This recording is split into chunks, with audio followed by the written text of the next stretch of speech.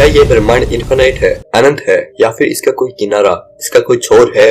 यह सवाल प्रत्येक एस्ट्रोनॉट्स और फिजिसिस्ट को परेशान करता है। जैसे समंदर का कहीं न कहीं किनारा होता है, क्या उसी प्रकार विशाल ब्रह्मांड का कोई न कोई किनारा होगा जहां इस ब्रह्मांड का अंत होता है? फिजिसिस्ट मानते हैं हमारा ब्रह्मांड 13.8 बिलियन ईयर्स पुराना है और ये हमने जाना है हमारे दृश्य ब्रह्मांड के छोर से हमारे तक पहुंचने वाली लाइट के थ्रू। ब्रह्मांड में मौजूद किसी ऑब्जेक्ट का ऑब्जर्वेशन और उसकी हमसे दूरी उसके द्वारा अहमियत की गई लाइट के हम तक पहुंचने वाली लाइट के समय से तय होती है और ये लाइट की स्पीड 2,99,792 किलोमीटर प्रति सेकंड होती है, यानी कि लगभग 3 लाख किलोमीटर पर सेकंड। और इस रफ्तार से लाइट एक साल में जितना सफर तय करती है और उसे महज एक प्रकाश वर्ष कहा जाता है। किलोमीटर में कहो दोस्तों तो लाइट एक साल में अप्रोक्सीमेटली तो 9.3 ट्रिलियन किलोमीटर का अंतर काटती है। करीब 25,000 लाइट ईयर दूर हमारी गैलेक्सी मिल्की वे का छोर आ जाता है, उसका किनारा आ जाता है। लेकिन हमारी गैलेक्सी जिस सुपर क्लस्टर में है वो लैनिकिया सुपर क्लस्टर भी वो 500 मिलियन लाइट ईयर में समाप्त हो जाता है। और हमने खोजी ब्रह्मांड में अब तक सबसे दूर की जो चीज है वो है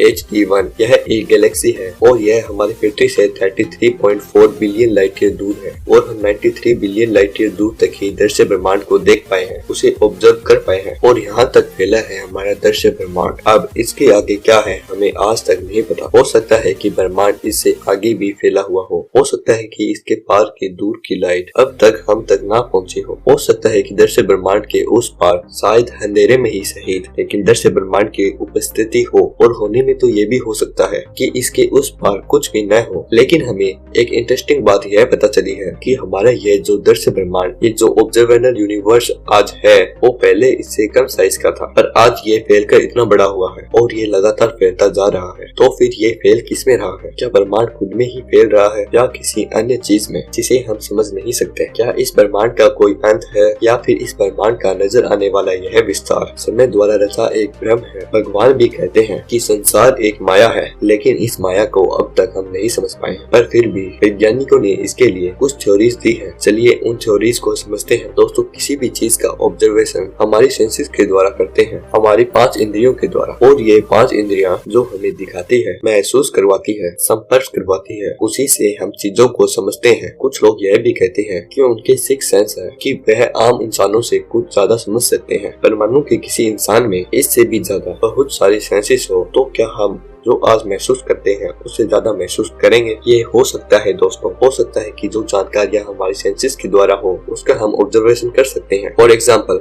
गैलेक्सीज, स्टार्स, प्लैनेट्स, अर्थ एक्सेट्रा, और जिसे हम ऑब्जर्व नहीं कर पाते, जो हमारे सेंसेस के भी परे है, उसका अनुमान हम नहीं कर पाते। For example dark energy, dark matter, 4th, 5th, 6th dimension या फिर पैरेलल यूनिवर्स जो हमारे साथ ही चलता हो। अब दोस्तों सवाल यह है कि ऐसा होता कैसे होगा? क्यों हम पूरी वास्तविकता को नहीं देख सकते? तो फ्रेंड्स, इसका कारण है समय की वो गति जिस पर हम अपना जीवन जी रहे हैं, जो हमें समय में गति देती है और इसी गति पर हम जीते हैं। इसी गति पर हम किसी चीज का ऑब्जर्वेशन करते हैं, उसे महसूस करते हैं, उसे जीते हैं, और हमारे इसी ऑब्जर्वेशन का नतीजा हमारे इस ब्रह्मांड की ये तस्वीर है, और जिसमें हम सिर्फ वही देख रहे होते हैं, हम वही देख पाते हैं जो हमारे समय की गति पर चलता है, और हमारे लिए समय की गति तय होती है हमारे अंदर बह रही समय की ऊर्जा की इंटेंसिटी के हिसाब से, जिसके 2 भाग है। एक है प्राइमरी इंफॉर्मेशन जो कि हमारा भौतिक स्वरूप यानी कि हमारी शारीरिक क्षमता हो और उसके स्ट्रक्चर को दिखाती है, और दूसरा भाग है सेकेंडरी इंफॉर्मेशन जो आपको जीवन में मिलने वाले परिणामों को पहचानने, उस तक पहुंचने और जीवन में होने वाली हर छोटी मोटी घटना के लिए जिम्मेदार होती है। कुल मिलाकर सेकेंडरी इंफॉर्मेशन प्राइमरी इंफॉर्मेशन के लिए रास्ते में समय का निर्धारण करती है। मतलब कि जीवन में हमें किसी चीज को पाने के लिए समय की गति में आगे चलना होता है। जीवन में कोई चीज तुरंत ही नहीं मिलती। एग्जाम्पल के लिए समझ लें कि आपकी सैलरी 50,000 है और आप कोई बड़ी महंगी स्पोर्ट कार खरीदना चाहते हैं, तो आप उसे तुरंत नहीं खरीद सकते। भले ही आप इस कार को रोज देखते हो, लेकिन आपको इस कार तक पहुँचने में हो सकता है 20 साल लग जाए। समय में यह 20 साल की दूरी आपकी प्राइमरी इंफॉर्मेशन यानी कि समय में आपके भौतिक स्वरूप की टाइम स्पीड से तय होती है, और यदि